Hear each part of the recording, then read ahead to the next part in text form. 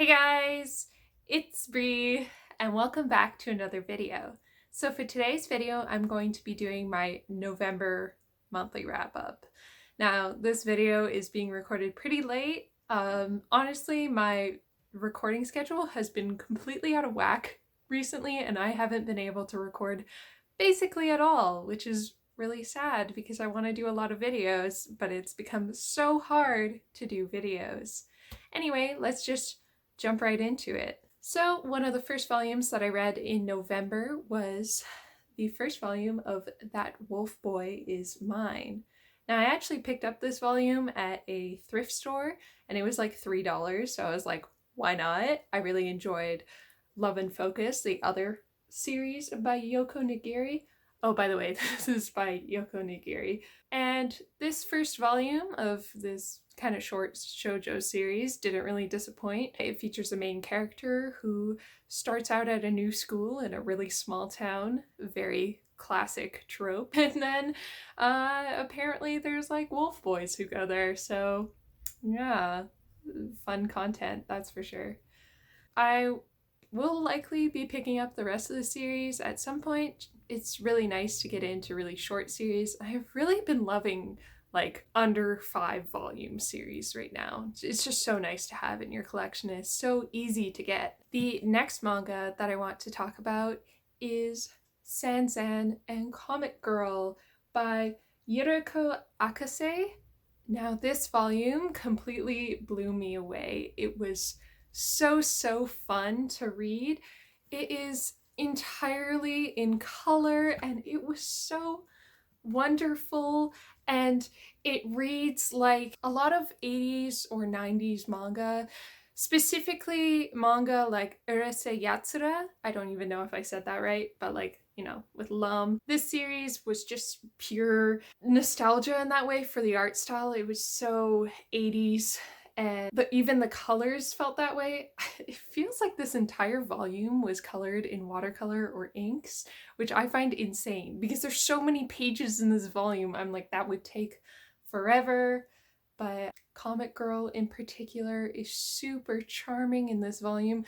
Sanzan, as a character, he falls for Comet Girl and then he decides to, I guess, chase her across the universe, and she has this power that brings a lot of destruction, which is why she is called Comet Girl. She has the ability to make things explode like a comet, and this causes her a lot of grief because there's a lot of stigma around her because anywhere she goes, she kind of brings destruction with her.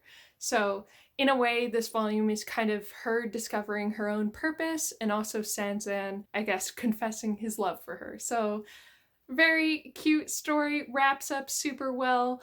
The villain is very interesting. I don't really want to say too much about him because that would be spoiling it. But yeah, super cute, giant omnibus. I think this was like $30, but it was so worth it.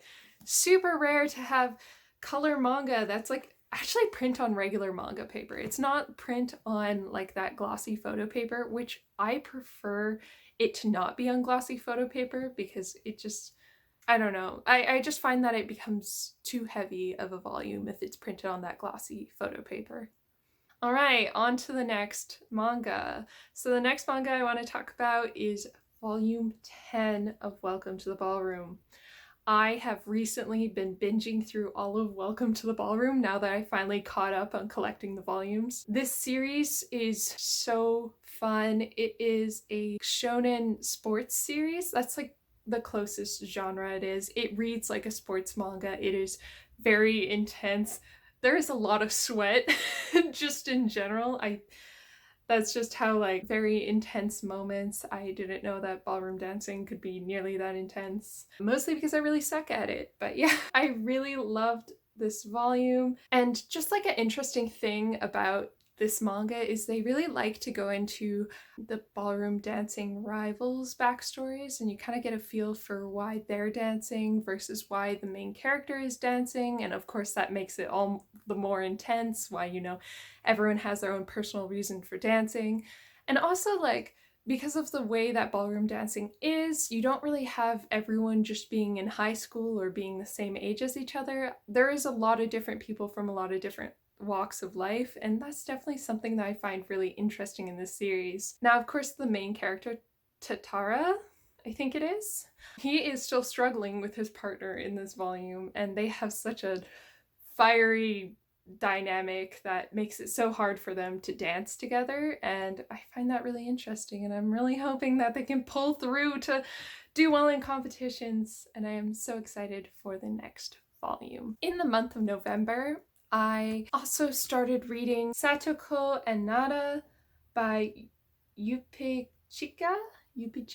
This is a autobiographical series about a girl who goes to live in America, and she has a roommate who is from the Middle East, and it's just kind of them realizing their cultural differences, and also contrasted with the cultural difference that is being from a foreign country and then living in America and being immersed in American culture. And it is just so sweet. It is such a wonderful series. There is actually a lot of relatability to this, especially, I guess, if you've had friends who are either from Japan or any like Muslim culture. Like, you will see things and you'll be like, oh, my friend does that too, or maybe you're from there, so you relate to a lot of the struggles of living in a Western country. It is so good, so sweet. You learn a lot in these volumes too about their respective cultures, and it's just so wonderful. Definitely check it out. All right, so the next volume I'm going to talk about, I was so excited to read, and it was volume 13 of Requiem of the Rose King. This manga is so good. Every new volume is amazing. I cannot comment on barely anything in this volume because it's all spoilers, but just know it is so good.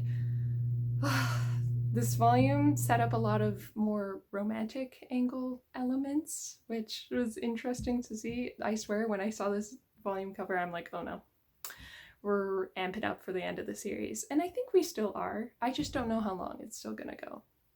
And this series is by Kanno.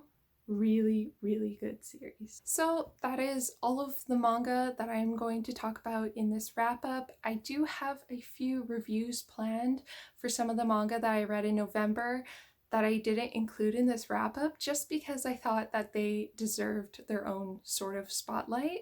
So definitely stay tuned for that. And yeah, I hope that you enjoyed this video, and I will see you in the next one. Bye!